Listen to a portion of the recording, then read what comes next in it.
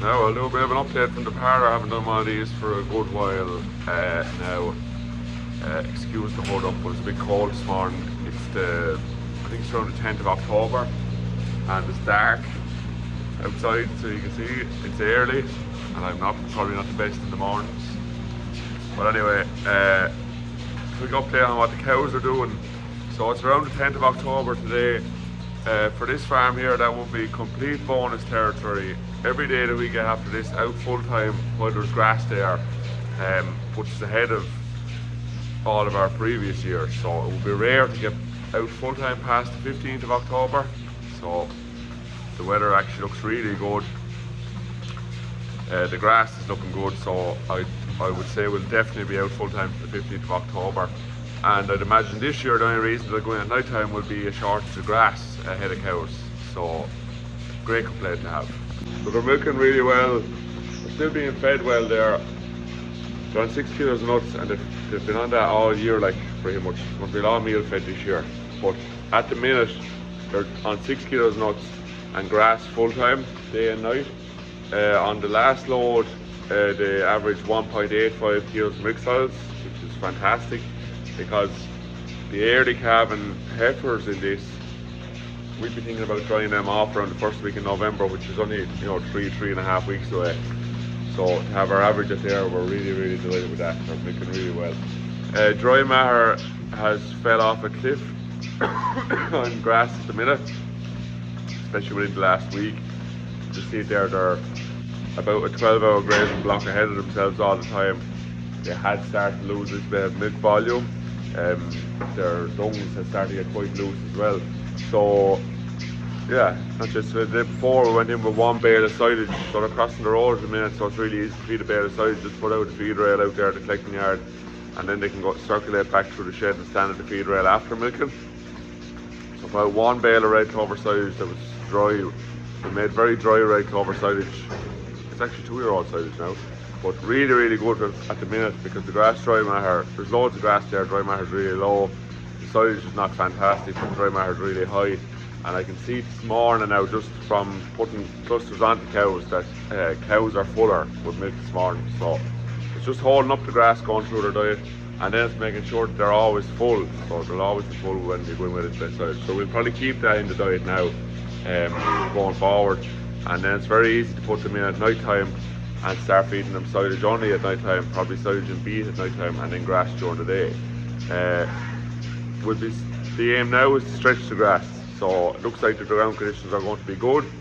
So we've all this week allocated as full-time grazing, and then from next Monday then I'd imagine they'll go in at night and out by day and stretch the grass out until it starts to get a little bit wet, and we'll just finish up then. So textbook stuff really for this farm here, textbook stuff.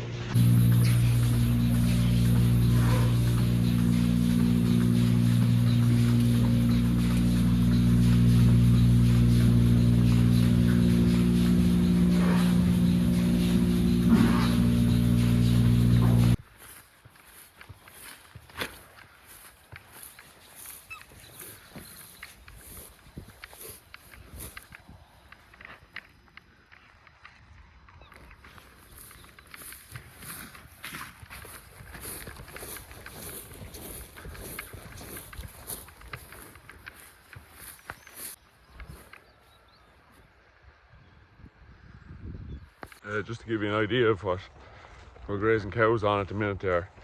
Obviously this isn't cleaned out now, and they've got a tiny break for today, so they'll eat that and then they'll finish off what they haven't grazed yet. But it's measuring about 1700 there. I'd say there's 1600 available on it, and it's the last of the heavy covers that we have on either farm. It's the heaviest cover we have now for a while, or for the year I mean.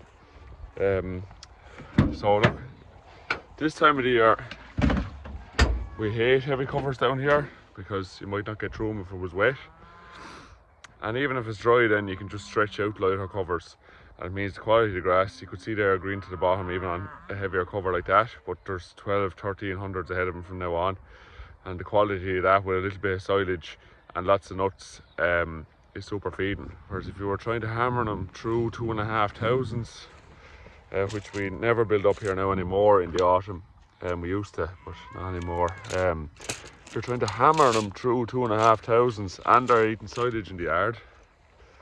Well then yes, the cows are full, but the quality of their diet is not very good. So I think it's better to be scarce in grass this time of the year.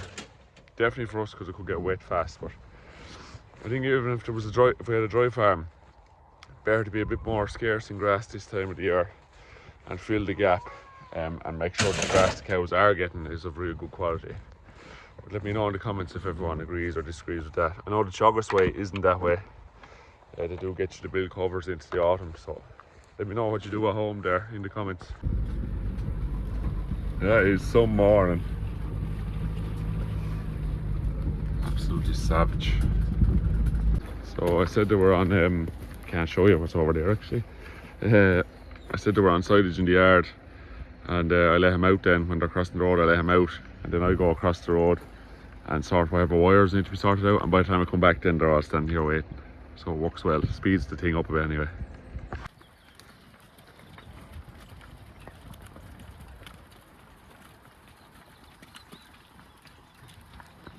Hello.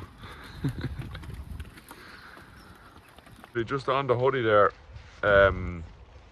This is part of Gas Networks Ireland. Ran a campaign coming up to the plough match there called Die Before You Dig. They did like tattoos and all at the plough match. There's Gas Networks Ireland there, you see.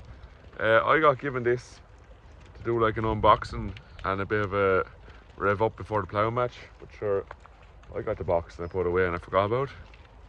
So I never promoted it before the ploughing. But anyway, I'm promoting it now. Good message all year round. If you're digging any trenches, holes, anything like that, you're not too sure what's underneath the ground, die before you dig.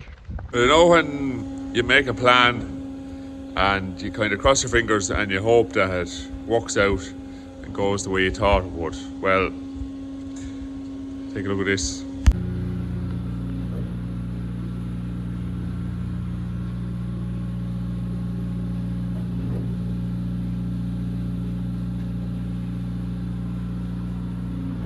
First time ever there will have been a calf born in the autumn on this farm, and I very much hope it's the last. You just not set up for it at all here this time of the year.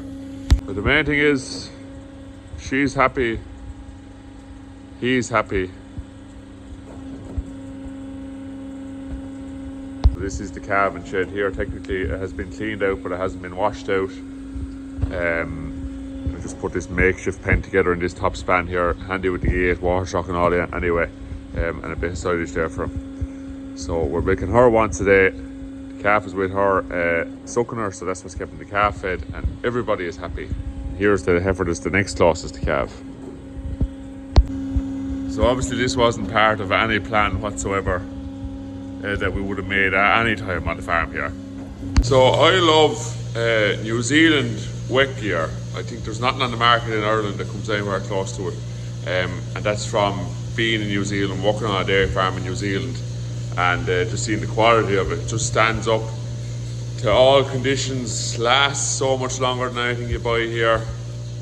It is more expensive a lot of the time, but as far as I've ever seen here, when you buy something from New Zealand, it's always worth the money you've spent on it. So I hate buying semi-expensive gear and not really getting that long out of it. I'd much rather buy expensive gear and get way longer out of it.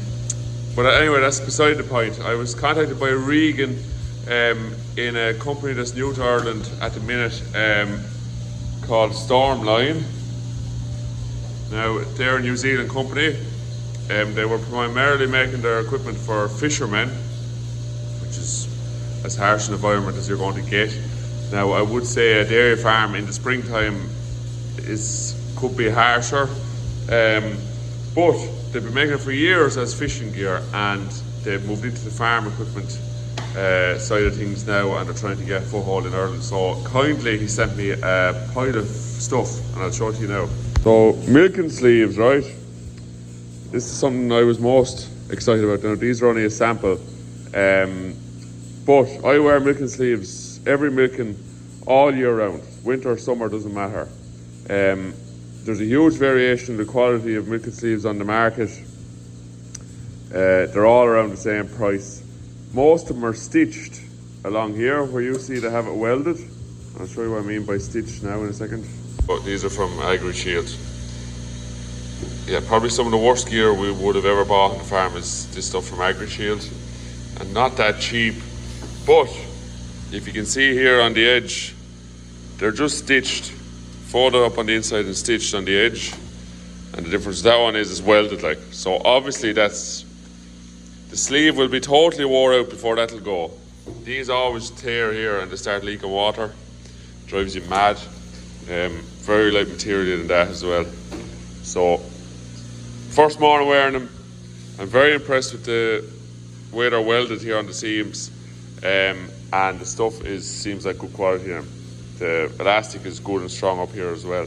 Before anyone, I get the same comments a lot. Before anyone mentions, have you tried dry cuffs? I've tried dry cuffs and just don't talk about them because they don't keep your arms dry. They're not like these, like don't do the same job. Totally different thing.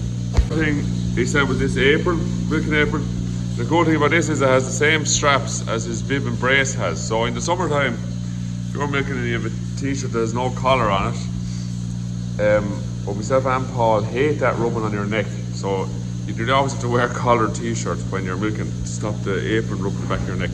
This just feels like a bib and brace on you, but it's an apron. And there's serious stuff in this apron as well. The quality of the stitching all around, everywhere. It's on another level really.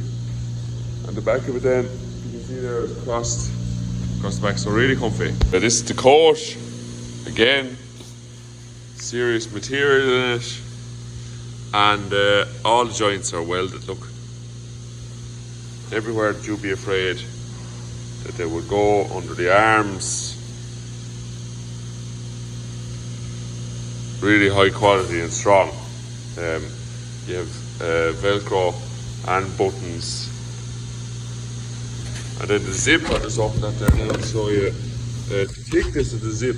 So zips are always a nightmare as well when they get blocked up with cow dung and stuff. That is a seriously heavy duty zip in that. And again, the quality of the stitching all along the edges there. But I think that coat is going to be around for a long time. And I'll show you the bib and brace now as well. Same thing, all seam welded, same quality. And then there's extra padding on the knees here. There's the knee, right? The leg. And around the knee, there's an extra layer. So that's double the thickness there for kneeling down, because I've often knelt down in this type of bib and brace, and if you're kneeling on stones or anything like that for a long time, doing work around the yard of machinery or whatever, you know, you get little pinholes in it, and the first place that they leak is on your knee. So these have put an extra layer on the knee and then seam welded all around. And then getting over gates and stuff, in the middle here is where these always tear as well. And look, that's all seam welded there as well. Like I said, this morning is the first morning I wore the sleeves and the apron. The weather's not cold away enough to wear the coat and bib and brace yet, but we're not far away from that. But first impressions, so good, the quality of the stuff. Now I will return back to you when I've used it for a while, and any problems I see, I'll let you know. But you'll see from the clips there, first impressions, the quality is really good. So big, wow girls, there you go. Big shout out to Regan again for sending out the stuff. Fair play, we'll give it a good test. Most of this stuff is currently for sale in Ireland, so if you like to look at the apron or the coat or the bib and brace, they're all, you can find them on sale online. FDS is the one of the first places I saw them selling it, so Farm and Dairy Spare, just Google FDS. The sleeves aren't on sale yet, they're just a sample, but I imagine they'll be on sale very shortly, so keep your eyes open for that. So if you want to get any of them just to try, I'd say you won't go wrong. Now, good morning. We're on the road early this morning because we are heading to Mill Street to the National Dairy Show. Now Mill Street is a long way away from me. Mill Street is 3.5 hour drive, so got on the road there at 6 o'clock this morning. We're just going through Carrigan Shore now and it's 7:30. Should be there by 9:30 or that. The National Dairy Show, never been at before. From what I hear, it's not a very crossbred heavy kind of show. high yielding Holstein black and white cows there. Looking forward to seeing it. Obviously there'll be pedigree jerseys and stuff there as well, but looking forward to seeing it because I haven't seen it before. And the main reason I'm going down is with AgriFlow. So AgriFlow are bringing me down for the day. I'm going to spend the day on the stand with him down there. Looking forward to meeting people, talking about AgriFlow fittings and how they're working for me and on our farms. And then obviously I'll get a look around the show as well, so we'll see what there's supposed to be an awful lot of dairy stands, like exhibits and companies and all the rest, so I'm definitely looking forward to it. But we'll do one quick coffee stop, I'd imagine, and probably get a bit of diesel, and we'll stay motoring on the road then, and we'll catch up when we get back, when we get down there. I'll give you a look around the show, a quick look. Lads, I'm in Kildare here in Cork, a pit stop, and there's a hole in the road coming into here. There's a lane splits into two, an overtaking lane going up a hill, and there's a hole in the slow lane, we'd say, or a hump in it. And I thought the front wheel was gone off the van, that's the truth. Anyone from down around here in the comments, let me know, do you know that? Because it's not marked, it's not filled, it's not nothing. It nearly pulled the steering wheel out of my hands now, crazy.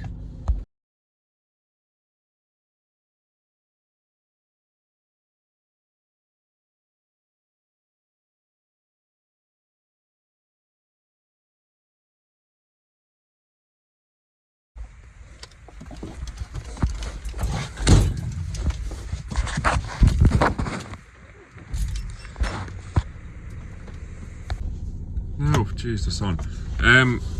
That's it. It's 5 o'clock now. Good to 4 hour drive home now as well. Very few clips got of the day. I didn't get around the show at all. Talked to a few lads from college first thing this morning at show ring. Was great to meet up with them. Then just onto the AgriFlow stand, and it was non-stop for the whole day. Person after person after person. Met so many people that watch the videos on here, so if I met any of you today, thanks very much for coming up and showing your support.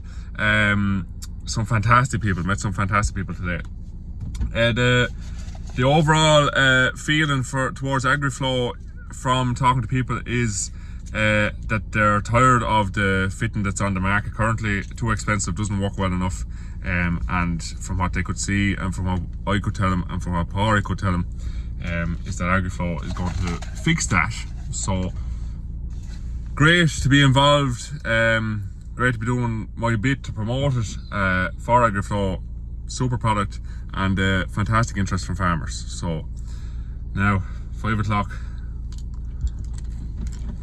and there'll be a few coffee stops on the way home. I think it's a long time since 6 o'clock this morning. Anyway, great show, and actually first time going to the National Dairy Show. Really good show. So a little bit far away from me probably, but had never been at before. Would come down again, and if you haven't been to it already and you're a dairy farmer, I would recommend going to it. It's very, very good now.